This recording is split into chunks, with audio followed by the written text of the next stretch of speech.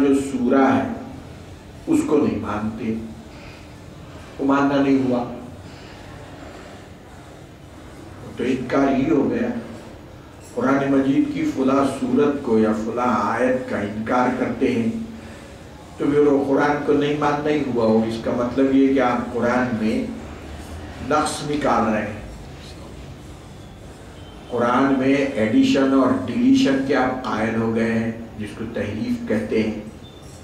قرآن مجید میں جب تحریف کیا قائل ہو گئے کہ ایک آیت اس میں نہیں ہے یا ہے تو وہ کا ماننا ہوا، مطلب پورے قرآن میں شک آ گیا تو یہ ماننا ہی نہیں ہوا قرآن مجید۔ تو اسی طرح ایک رسول کو نہیں ماننا سارے رسولوں کو نہیں ماننے کے برابر ہے۔ تو یہود نے حضرت موسیٰ علیہ السلام تک جو سلسلہ انبیاء کا رسولوں کا آیا وہاں تک تو مان لیا، تورات جو ان پر آئی وہاں تک تو کتابوں کو بھی مان لیا، رسولوں کو بھی مان لیا، لیکن جب حضرت عیسیٰ تشریف لائے تو انکار کر دیا، حضرت عیسیٰ کو نہیں مانا۔ تو وہ حضرت عیسیٰ کو نہیں ماننا تمام انبیاء کو پچھلے نہیں ماننے کے برابر ہے۔ اور پھر عیسائیوں نے کیا کیا؟ حضرت عیسیٰ کو تو تسلیم کیا، انجیل کو مان لیا، حضرت موسیٰ کو بھی مان لیا، لیکن ہمارے رسول علیہ السلام خاتم النبیین کی کتاب کو بھی نہیں مانا اور رسول کو بھی نہیں مانا۔ تو گویا ایسا ہے یہ کہ پچھلے تمام کتابوں کا انکار ہے اور پچھلے تمام رسولوں کا انکار ہے۔ فرما رہے ان الذین یکفرون باللہ، جو لوگ کفر کرتے ہیں اللہ کی ذات سے، وہ رسولی اور اس کی رسولوں سے، وَيُرِيدُونَ أَن يُفَرِّقُوا بَيْنَ اللَّهِ وَرُسُلِهِ، اور چاہتے ہیں کہ تفریق کریں اللہ اور اس کے رسولوں کے بیچ، کہ یہ رسول صحیح ہے اور یہ رسول نہیں ہے، یہ کتاب اللہ کی صحیح ہے اور فلاں کتاب اللہ کی صحیح نہیں ہے۔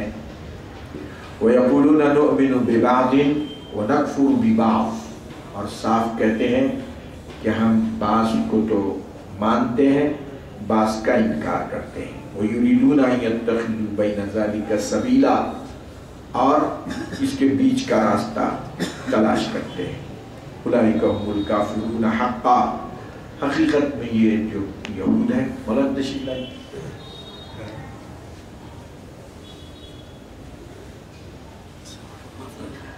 مولانا تشریف لائیں، اگر آپ ہی کچھ لوگ استفادہ کریں گے دعا کرا لیں گے حضرت سے آخری میں انشاءاللہ۔ تو فرما رہے ہیں کہ اولئک هم الکافرون حقا، حقیقی کافر یہی ہو گئے، یہود بھی نصارہ بھی، جنہوں نے ہمارے رسول کو، ان یہود نے جنہوں نے حضرت عیسیٰ کو نہیں مانا، اور وہ یہ نصارہ جنہوں نے ہمارے رسول کو، ان کی کتاب کو نہیں مانا۔ اولئک هم الکافرون حقا، حقیقت میں یہی کافر ہیں۔ وَأَعْتَدْنَا لِلْكَافِرِينَ عَذَابًا مُهِينًا، اور ایسے کافروں کے لیے ہم نے اہانت دینے والا عذاب تیار کر رکھا ہے۔ 7 طبقات ہے اس کی جہنم کی۔ جہنم پہلا طبقہ، لظا دوسرا طبقہ، سعیر تیسرا طبقہ، سقر چوتھا طبقہ، اور حاویہ وہ بھی ایک طبقہ۔ 7 طبقات ہے جہنم کی۔ تو فرمایا کہ منافقین سب سے آخری، فی الدرک الاسفل من النار، دوزخ کے آخری حصے میں، کیونکہ منافق ایسے لوگ ہیں کہ وہ کافروں سے بھی زیادہ خطرناک ہے۔ ایک دشمن صاف ہوتا ہے، سامنے دکھتا ہے تو اس کا مقابلہ آسان ہو جاتا ہے، لیکن جو دشمن سامنے نہیں دکھتا تو اس کا مقابلہ مشکل ہے، تو اس لیے ان کو سزا سخت ہے۔ والذین آمنوا باللہ ورسلہ، اور اس کے برخلاف وہ لوگ جنہوں نے اللہ کو مان لیا، اس کے رسولوں کو بھی مان لیا، جیسے آپ ہم ہیں کہ ہم لوگوں نے حضرت तमाम अंबिया अलैहिस्सलाम को हम मानते हैं, ईमान लाए उन पे, और हज़रत मूसा पे भी ईमान लाए, हज़रत ईसा पे, उनकी किताब पे भी हमारा ईमान है।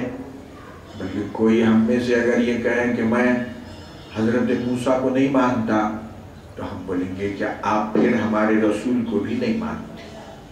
इसलिए हमारे रसूल ने तो उनके बारे में इरशादात फरमाए हैं कुरान मजीद में, उनके बारे में, उनके औसाफ और उनके वजूद के बारे में तशरीहात है। तो अगर कोई मुस्लिम ये कहे उम्मत मोहम्मदिया का फ़र्क कि मैं हज़रत ईसा को नहीं मानता, कुरान तो मानता हूँ मैं लेकिन हज़रत ईसा को नहीं मानता, तो बोलेंगे कि भाई आप कुरान को भी नहीं मानते, इस वास्ते कि कुरान में खुद उनका जिक्र पाक है। तो हम और आप उम्मत मोहम्मदिया ऐसी बाबरकत उम्मत है कि आप तमाम अंबिया को, तमाम रसूलों को, तमाम किताबों को जो अल्लाह ने भेजी है मानते, तफरीक नहीं करते हम कि इनको मान रहे हैं उनको नहीं मान रहे, जैसे यहूद कर रहे हैं और जैसे नसारा कर रहे हैं, तफरीक। वल्लज़ीना आमनू बिल्लाहि व रुसुलिही व लम युफ़र्रिक़ू, यहाँ पर हज़रात की तारीफ है। वो लोग जिन्होंने अल्लाह को मान लिया, उसके रसूलों को मान लिया और तफरीक भी नहीं की उनमें से किसी में, उलाइका सौफ़ा युअतीहिम उजूरहुम, अल्लाह सुब्हानहु व तआला उनको अजर देगा। व काना अल्लाहु गफ़ूरर रहीमा, और अल्लाह सुब्हानहु व तआला मोमिनों से कुछ गुनाह इधर उधर तजावुज़ अगर हो गया छोटे मोटे, तो फिर अल्लाह सुब्हानहु व तआला बख्शने वाला, रहम करने वाला है, अगर तुम उससे मग़फ़िरत चाहो। यसअलुका अहलुल किताबी, अब हुआ है कि काब बिन अशरफ यहूदी आलिम था, अपनी एक जमात लेके हुजूर की खिदमत में आया और उसने कहा कि ऐ पैगंबर, अगर आप हज़रत मूसा की जैसी तौरात एकदम नाजिल हो गई थी, हज़रत मूसा की जो किताब थी तौरात, अल्लाह ताला ने एकदम नाजिल की थी हज़रत मूसा पे, लिखी लिखाई, आप भी वैसे ही एक सहीफा हम पर नाजिल कर दीजिए अल्लाह की जानिब से, और उसमें ये तालीमात हो कि आए यहूदियों मानो इन पैगंबर को, ऐसी तालीमात हो उनमें, और ऐसी किताब आप आसमान से उतार दीजिए, तो फिर हम आपको मान लेंगे। तो अल्लाह ताला ने उनके इस मुतालबे के 2-3 जवाबात दिए और फरमाया कि भाई तुमने तौरात को कब माना? तौरात तो नाजिल की गई थी, उसको कब माना तुमने? हज़रत मूसा को कब माना तुमने? उनकी तो हर लम्हा नाफरमानी करते रहे, वो जब गए तो बछड़े को बना लिया और कुफ्र किया तुमने, और ये कहा कि हज़रत मूसा बिला वजह गए, हकीकी खुदा तो यहाँ है, वो बछड़ा। तो अल्लाह सुब्हानहु व तआला उनके मुख्तलिफ जवाबात दे रहे हैं। यसअलुका अहलुल किताब, ऐ पैगंबर अलैहिस्सलातु वस्सलाम, अहले किताब आपसे पूछते हैं, अन तुनज़्ज़िला अलैहिम किताबम मिनस समाई, कि आप आसमान से उन पर एक किताब और सहीफा नाज़िल कर दे। फ़क़द सालू मूसा अकबर, आए कोई बड़ी बात नहीं है, अल्लाह सुब्हानहु व तआला फरमा रहे हैं कि आपको ताज्जुब करने की ज़रूरत नहीं। हज़रत मूसा से उन्होंने इससे पहले इससे बड़ी बड़ी बातें की हैं, यहाँ तो आपसे किताब की बात कर रहे हैं। हज़रत मूसा से क्या कहा उन्होंने? फ़क़ालू अरिनल्लाह जहरतन, मूसा से कहा कि हम आपको नहीं मानते तावक्ते कि आप साफ हमको जो है खुदा न बता दें, खुदा को बताइए तो हम आपको मानते हैं। अरे तुम्हारी आँखें, हवा का वजूद है नहीं है? है। तुम्हारी आँख उस हवा के वजूद को मानते हुए भी तुम उसको देख नहीं पा रहे। हवा में इतनी लताफत है कि तुम्हारी आँख में उतनी लताफत नहीं है, तो बावजूद मौजूद होने के तुम कायल हो हवा के, मगर उसको देख नहीं पा रहे हो। تو تمہاری آنکھوں کی یہ صلاحیت نہیں ہے، کیسا دیکھتے تم؟ اور ایسی بیتو کی بات ہے، انہوں نے کہا کہ اللہ بتاؤ، ارنا اللہ جہارتاً، اور اللہ کو کسی نے اگر دیکھ لیا مثلا تو دیکھنے کے لیے احاطہ ذات ہوتا ہے، احاطہ ہونا پڑتا کسی ذات کا، تو دیکھنے کے معنی یہی ہو گئے کہ اگر ہم نے ہاتھی کو صرف دم دیکھ لی تو ہاتھی دیکھنا نہیں کہلائے گا، کسی نے سونڈ دیکھ لی تو ہاتھی دیکھنا نہیں ہوگا، کسی نے پیر دیکھ لیا نیچے سے تو ہاتھی دیکھنا نہیں ہوا ہو، بلکہ پورے ہاتھی کے اعضاء کو آپ جب تک نہیں دیکھیں گے، اس کی ذات کا احاطہ جب تک نہیں ہوگا، وہ رویت نہیں ہوگی۔ اس لیے اللہ سبحانہ وتعالیٰ نے فرمایا ارے تم کیسا دیکھتے جی؟ اللہ کی ذات کا احاطہ کیسے ہوگا؟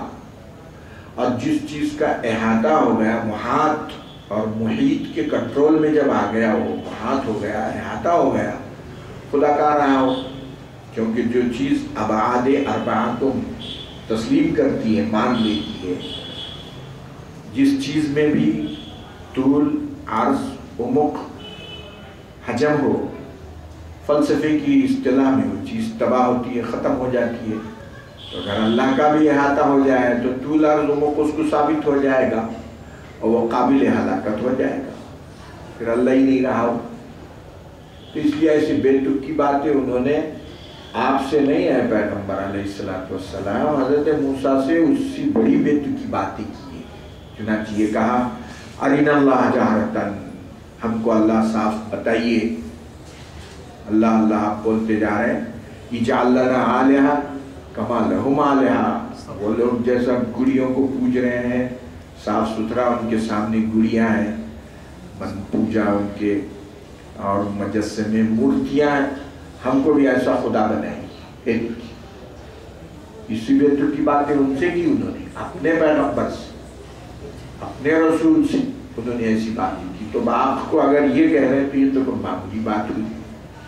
فَأَخَذَتْهُمُ الصَّاعِقَةُ، چلو ان کے مطالبے پر ہم نے ان کو قبول بھی کیا اور کہا چلیے دیکھنا چاہتے ہیں اللہ سبحانہ وتعالیٰ کو، چلو۔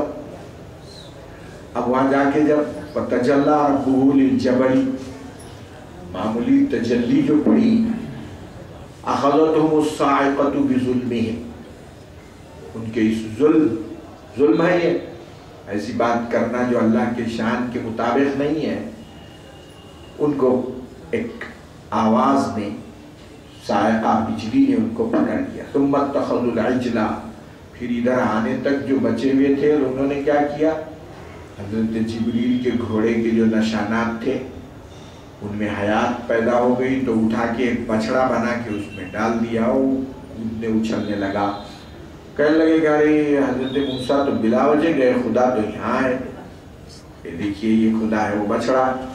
اب تمام دیولوں کے سامنے آپ دیکھتے ہوں گے کہ وہ بچڑا برابر ہے، وہ بچڑی کی شکل موجود ہے۔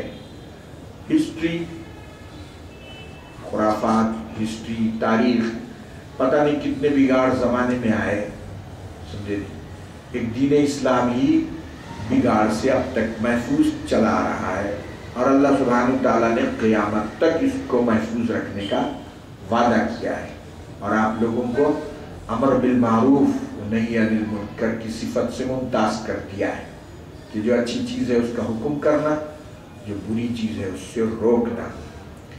ہمارے پاس امت میں جو آپ دیکھیں گے کہ بعض مستحبات وغیرہ میں جو اختلافات ہیں، یہ امت کی زندگی کی علامت ہے، یہ زندگی کی علامت ہے۔ ایک کہے گا کہ صاحب فاتحہ دے دو، دوسرا کہے گا کہ صاحب یہ تو ہے نہیں حدیث میں، آپ کہاں سے لائیں یہ زیادہ چیز؟ ٹھیک ہے، یہ حجت اور دلیل کے لیے لڑنا یہ امت کی زندگی کی علامت ہے کہ مگر دلیل لاؤ، جو کام کرنا من حیا حیا بینہ،